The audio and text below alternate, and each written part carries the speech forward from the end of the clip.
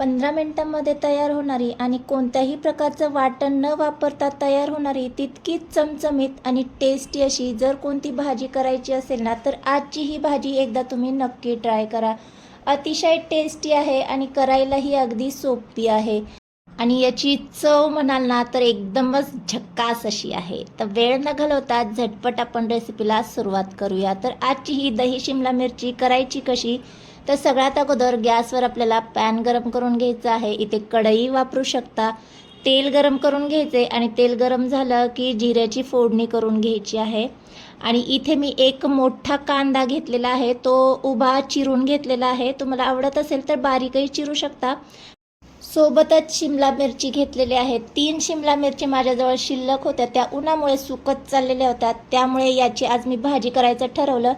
कांदा आणि शिमला मिरचीचं प्रमाण सेम ठेवलेलं आहे, त्यामुळे ही भाजी जी आहे ना ती छान लागते. आता पटकन हे सगळं सॉफ्ट होण्यासाठी थोडंसं चिमूटभर मीठ यामध्ये मी घालून घेतलं, म्हणजे जे कांदा आणि शिमला मिरची आहे ते पटकन सॉफ्ट होईल. 2-3 मिनटं छान असं परतवून घेतलं. आता हे थोडंसं मी साईडला करून घेते आणि यामध्येच आलं लसूण पेस्ट घेतलेली आहे, ती देखील आपल्याला छान तेलामध्ये परतवून घ्यायची आहे. अगोदर मी यासाठी नाही घातली की ती लगेच करपून जाईल, त्यामुळे मी नंतरच वापरून घेते. आणि आता परतवून झाली की सगळं एकदम छान मिक्स करून घ्यायचं आहे. तर इतपत मी परतवून घेतलं आहे. तुम्हाला आणखीन हे जर सॉफ्ट करायचं असेल तर तुम्ही आणखीही सॉफ्ट करू शकता, पण थोडंसं कच्चं ठेवलं ना तर त्याची चव छान येते, त्यामुळे मी इतपतच शिजवून घेतलं. आता यामध्ये आपले जे बेसिकचे मसाले आहेत ते ॲड करून घ्यायचे आहेत.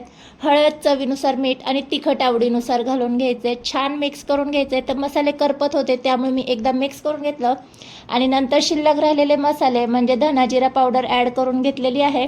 पुन्हा छान मिक्स करून घ्यायचे आणि गरम मसाला आवडीनुसार ॲड करून घ्यायचा आहे. आणि सगळे मसाले आपल्याला तेलामध्ये मीडियम गॅस करून छान असे परतवून घ्यायचे. इथे आपण पाण्याचा वापर करणार नाही आहे, तर अशीच तेलामध्ये ही भाजी परतवून घेणार आहे. छान मसाले 2-3 मिनटं परतवून झाले की आता यामध्ये आपण पनीर ॲड करून घेणार आहोत. तर पनीर तुमच्या आवडीनुसार कमी जास्त करून घेऊ शकता. पनीर देखील मी उभेच चिरून घेतलेले आहेत. आता पनीर घातल्याच्या नंतर आपल्याला जास्त हे शिजवायचं नाही आहे किंवा परतायचं नाही आहे. 2-3 मिनटं हे मी परतवून घेतलं. तर आता इथे आपली भाजी तयार झाली. गॅस बंद केला आहे आणि भाजी थोडीशी नॉर्मल करून घ्यायची आहे. नॉर्मल म्हणजे थोडीशी थंड करून घ्यायची आहे. थंड केल्याच्या नंतरच अर्धी वाटी यामध्ये फेटलेलं दही ॲड करून घ्यायचे. भाजी गरम असताना जर दही ॲड केलं ना तर दही फाटू शकतं, त्यामुळे भाजी नॉर्मल थंड करून घेतल्याच्या नंतर दही ॲड केलं, छान मिक्स करून घेतलं.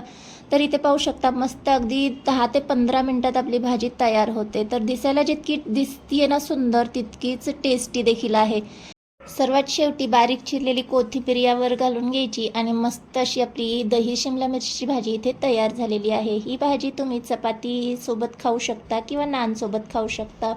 नेहमी तुम्ही एकाच पद्धतीने पनीरची भाजी करत असाल ना, एकदा या पद्धतीने तुम्ही पनीर शिमला मिरची तयार करून पहा. खूपच भन्नाट आणि टेस्टी लागते. व्हिडिओ आवडला असेल तर व्हिडिओला एक लाईक नक्की करा. बाय.